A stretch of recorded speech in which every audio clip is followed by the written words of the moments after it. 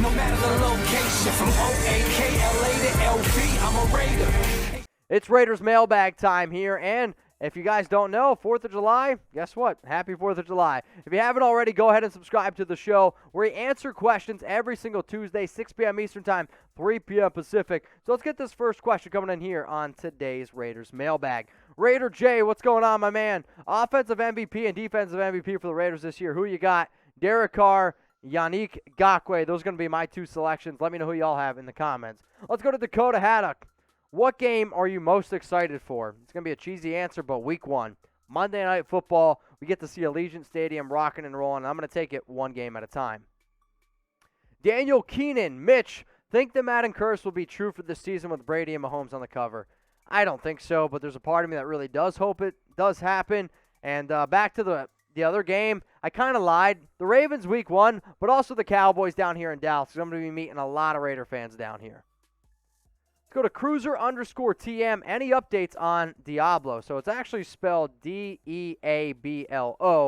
And the latest on him is he didn't actually practice at mandatory minicamp, but he was at the facility and he was doing his, learning in the background, if you will. So he's got an undisclosed injury as it stands right now. And if this comes out, this video is going to go out on July 4th, so just so you all know. But this was recorded on Tuesday. So if there is a new update, I apologize for that. But all I know right now, undisclosed injury on Divine Deablo. All right, we got the Master 24. Keep Darren Lee and keep on 5 linebackers.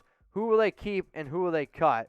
So if you're saying if they're going to keep Darren Lee and they're going to keep 5 linebackers, which means Darren Lee, Divine Deablo, because I think they got to keep him, right? And then Kwiatkowski, Corey Littleton, Nicholas Morrow, those are your 5. So then that means you'd move on from Tanner Muse, Javen White. That's probably the route that would happen. I will say this. If they move on from Tanner Muse, I would be really surprised. But I've seen crazier things definitely during some surprise cuts, and I think Darren Lee was signed for a reason. And there's one buddy that I talked to who really believes that Lee is going to make this roster. If he does make the roster, guess what? We'll make a video about it. To be honest, we're going to be making tons of videos the entire offseason around potential cuts. So we'll be doing videos about potential cut candidates. We'll do one for when they go down to 85-man roster, 80 roster, 53-man roster. I don't want you to miss all those updates because there is going to be a lot of important information in there. So if you bleed silver and black, and if you haven't subscribed yet, please go ahead and do so. Helps me out a lot. All right, Doug, you're next up here on the Raiders board. Which wide receiver has the highest upside this year? It's a good question. I think John Brown probably has the most likely to lead the Raiders in terms of receiving yards because he just reminds Derek Carr so much of Aguilar. But in terms of overall highest upside, I'm actually going to go Bryan Edwards. If he can stay healthy, if he can play all 17 games with his skill set and his athletic build, that dude has some serious upside. But maybe you disagree with me. Maybe you don't think it's Bryan Edwards. Which wide receiver has the highest upside? I want you to go down in the comment section and try to make a prediction. Let me know what you guys are thinking. Maybe it's Henry Ruggs. Maybe it's Bryan Edwards, Hunter Renfrow, John Brown. If it's somebody else, let me know which wide receiver has the highest upside. Demius Prime, what is your first Raiders, non-Raiders pick in fantasy football? I mean, this year it's probably going to be Josh Jacobs just because running back position is so popular. But I could actually also make the argument for Darren Waller simply because Waller's probably going to go in round 2. Travis Kelce's going to be the first tight end off the board. George Kittle's more than likely the second tight end off the board. And then that means Waller's going to be the third.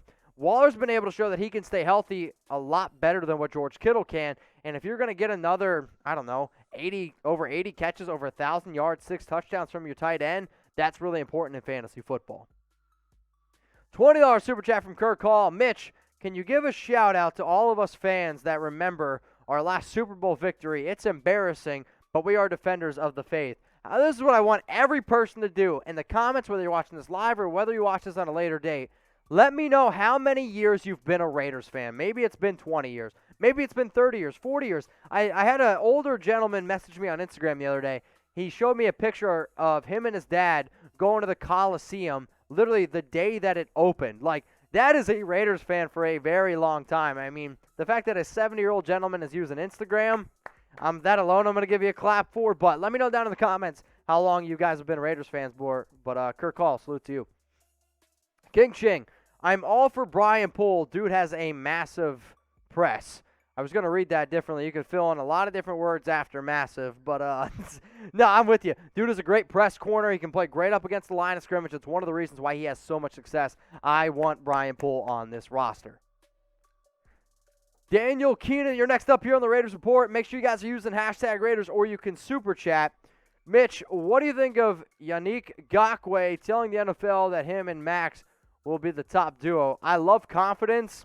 Not 100% sure if I 100% agree that they're going to be the top duo, but if both of those guys can have double-digit sacks, then yeah, they're definitely going to be a force to be reckoned with.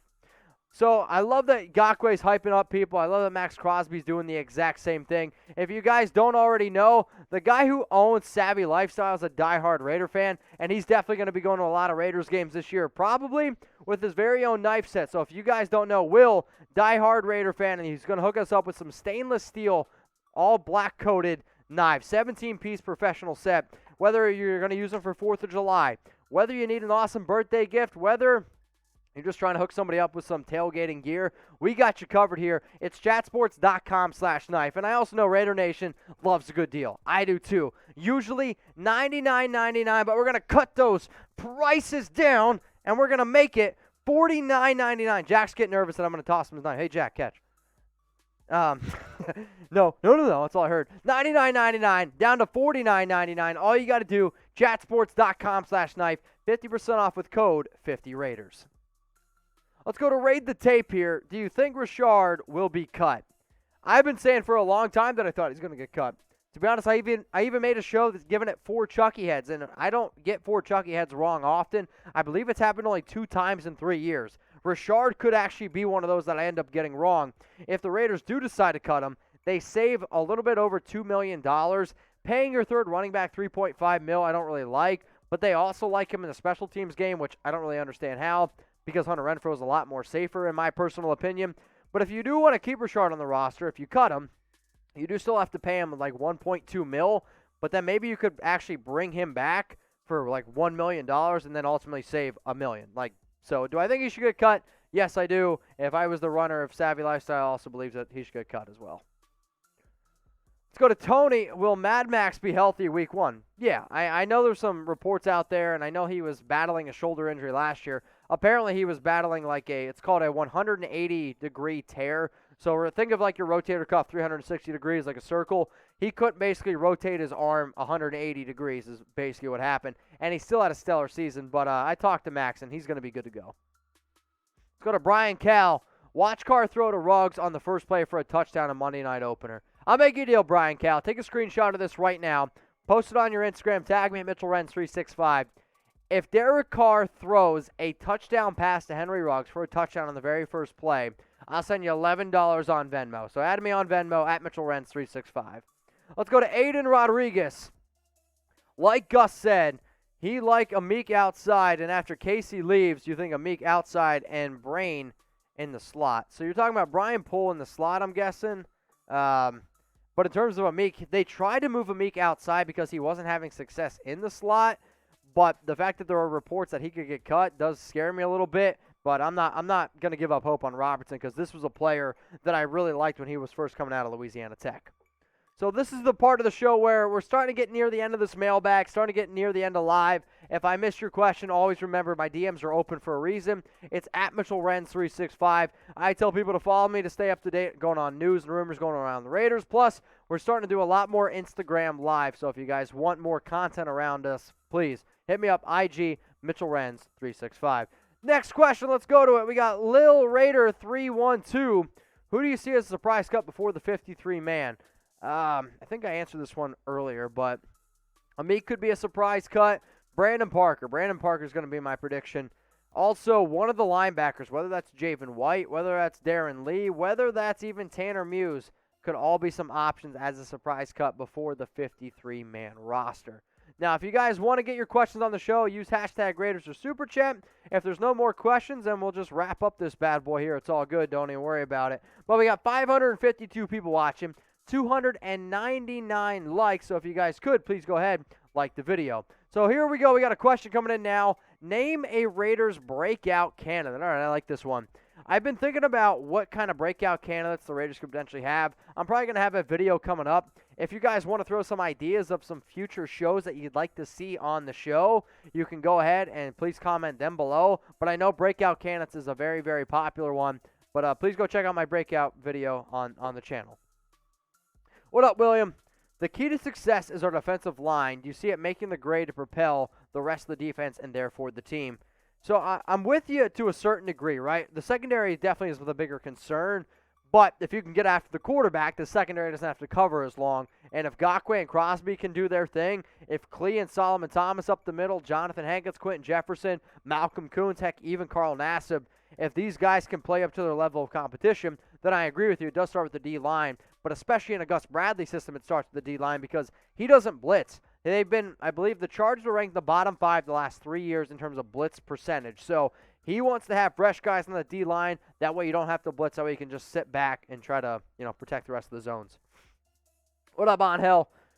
Will we see more of Mariota? I don't believe so. I also don't believe the Raiders should. I mean, Derek Carr's the better quarterback. Why would you take the better player off the field to put somebody else out there? Maybe he comes in to pick up a first down here or there, but if Derek Carr's healthy, I want him out on the field.